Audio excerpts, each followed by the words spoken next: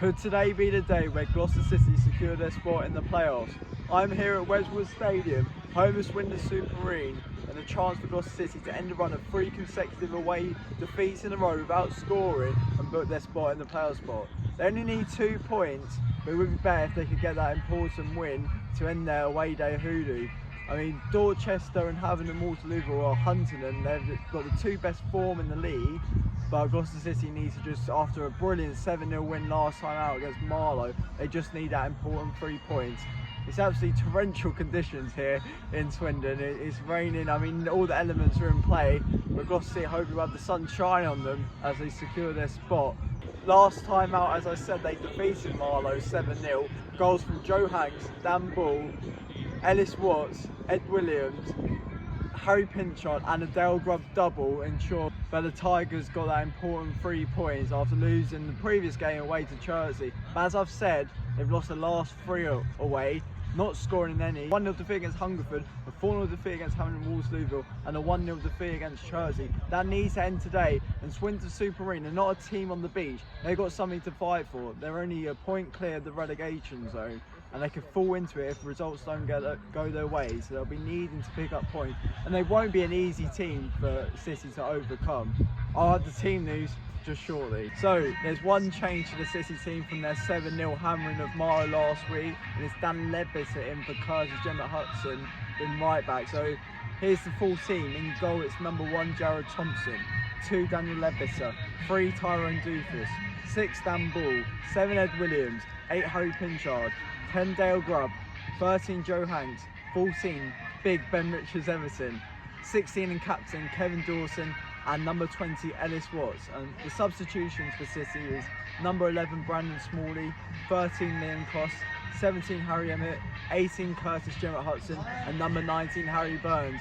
Hopefully they can do the business and ensure that Gloucester City will be in the playoffs at 5 o'clock. Prior to kick-off, I spoke to a few Gloucester City fans about the importance of securing a spot in the playoffs. Well, on the pitch, we're actually fighting at the top of the table rather than going down, so that's a big plus. But I think off the pitch is where, for me, things are much better than what they were last year. The crowds are up by about 150 on average a week. It feels like the fans are starting to galvanise a little bit more. It feels like the whole club is moving in a positive direction. We've not really had that since we moved back to Gloucester. A lot of the time things have been quite negative, especially last year.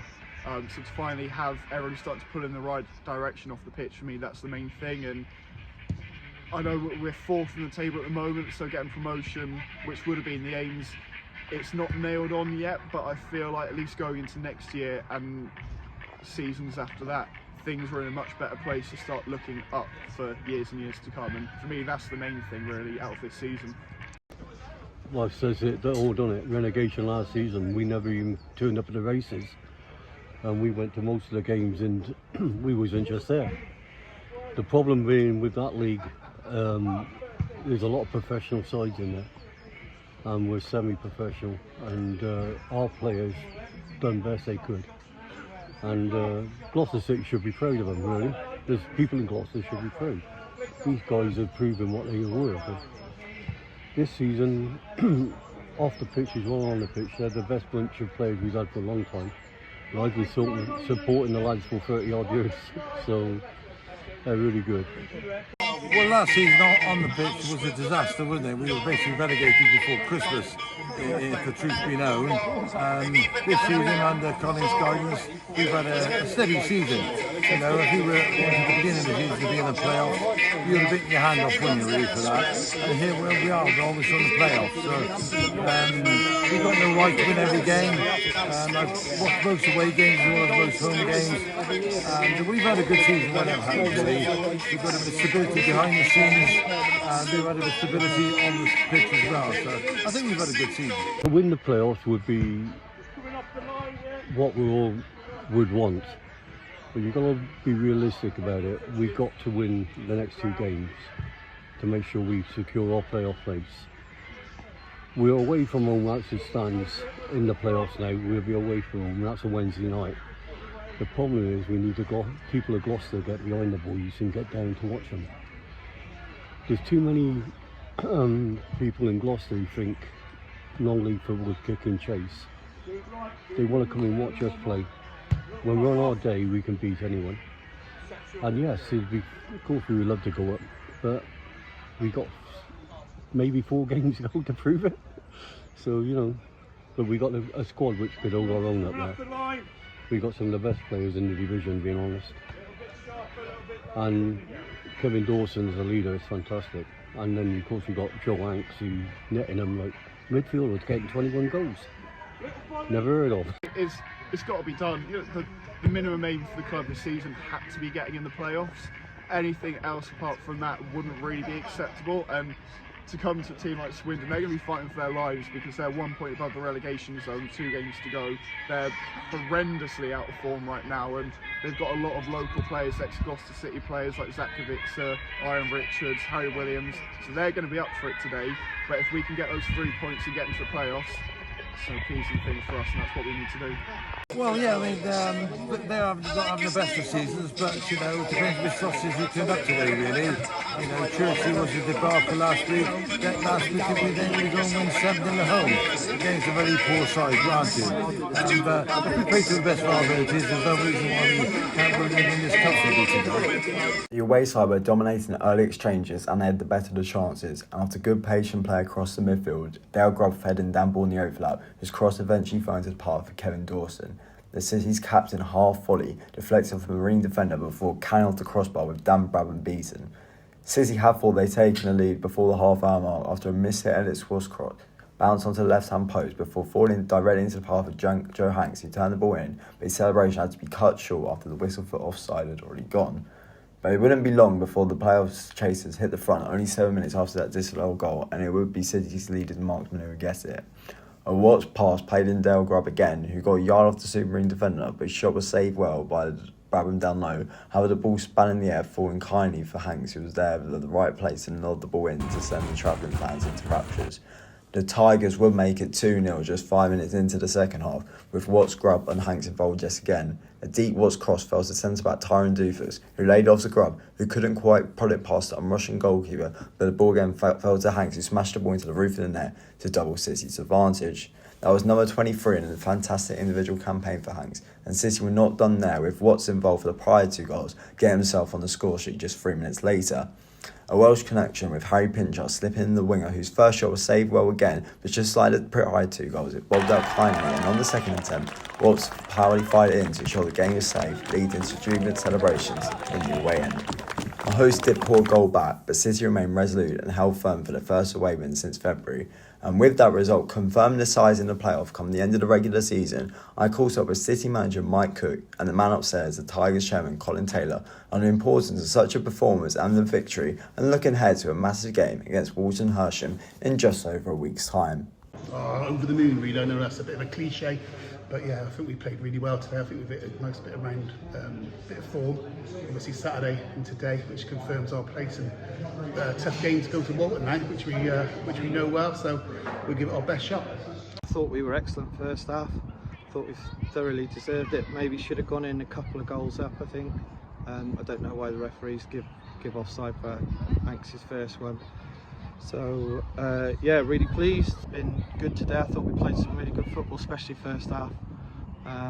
Be nice to have a 90 minutes where we play that sort of football all the time. Set up as a board to get playoffs in our first season, and we've achieved that, which is great. If we get promoted, like, we'll be absolutely amazed and happy, and as a board and as a whole club and the fans, and then we can, we will be probably a year above where we wanted to be in our plan.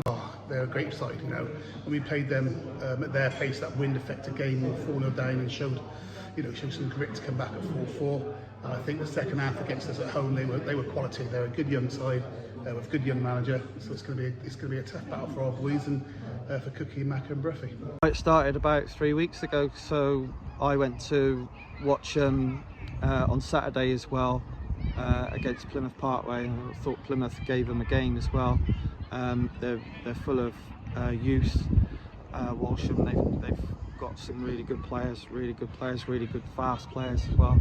So there was a couple of scenarios that I've been looking at over the weekend, how we can combat that, how we can beat them, and it'll be really interesting. I love the way he plays the game as well, Billy, the manager, and it's it's been 2 good games that we've played against each other so far, so we know it's going to be really tough. We know that they can play, we know that they can run around, we know that they're going to be honest, and you know, that's something that shape and what we're going to do when we've got the ball, when they've got the ball, and on transition is going to be something that we nail down over the next sort of few days, really, more than anything. Quite rightly, I thought Anksy done well again today. It's a little bit of a different role for him, but I think he's played really well over the last 3 games. And I see they're playing a little bit further forward, and I think, you know, he holds the line well, he does well, he scores goals, and a great bloke. He's just a really great bloke, really good guy to have around the changing rooms, really good guy with the fans, and yeah, you know, a chairman's dream, to be honest. Speaking of Hanks, after the game I caught up with City's talisman after adding another 2 goals to his tally for the season. Yeah, no, I think the most important thing was obviously getting the result and sort of getting in the purse with a game to spare. So look, yeah, really happy. Most important thing was winning here today, and we got the job done. Yeah, I should have had another one as well. I don't think I was offside, so that would have been the first hat trick. But yeah, look, I didn't know it was that many, to be honest. When I get one, I sort of get a few, don't I? So look, it's been for me personally, obviously a goal scorer in front of managed to chip in with quite a few. So it's been nice. So yeah, hopefully I've got a few more up my sleeve with the coming games coming up. We know how good a team they are. We've got obviously the 2 games we played against them already this season. It's going to be a tough game, but it's the playoffs, and if it can happen, sort of been there before and played in these sort of games, and it's a one-off game, isn't it? So look, I know we've got to go to their place, but obviously it was an entertaining game last time for all. So hopefully it's a little bit not like that for my nerves anyway. But we'll have a right go at it, and you never know what happens in the playoffs. Gloucester City then, they've secured their spot in the playoffs, a brilliant 3-1 win here at Swindon Superine. A Joe Hanks double and an Ellis Watts goal secures their 3 points and that spot, finishing 4th in the league. I mentioned earlier about it being torrential weather. Well, it's absolutely, the sun has come out, and for a great performance, Gloucester City have won their first away game in 4 matches after not scoring in those 3 games.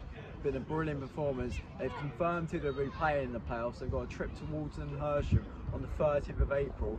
But for now, Gloucester City can go into their final game of the season against Gosport Borough with no pressure and knowing that they will be in the playoffs.